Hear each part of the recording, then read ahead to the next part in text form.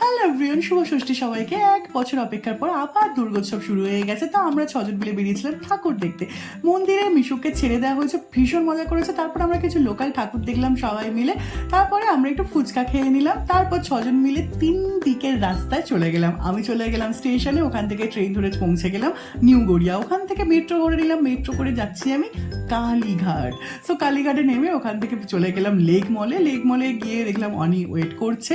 তো ওখান থেকে আমরা সফটি খেয়ে নিলাম, যেটা অতি জঘন্য খেতে ছিল। তারপর মোবার্ক নিয়ে নিলাম। তারপর আমাদের সিনেমার শো ছিল 11:10 রাত্রেবেলা, বহুরূপী মুভি। তো সিনেপলিশে সেটা দেখে রাত্রি 2টোর সময় আমাদের পেছনে গিয়ে বের করে দেওয়া হলো। তারপর এখান থেকে লোকাল কিছু ঠাকুর দেখে নিলাম। তারপর কিছু ফেমাস ঠাকুর যেমন দেশপ্রিয় পার্ক, শ্রীধারা, বালিগঞ্জ কালচারাল, সবগুলো দেখে নিলাম। আর শ্রীধারায় তো সেই বরাবরের মতো বিশাল ভিড়।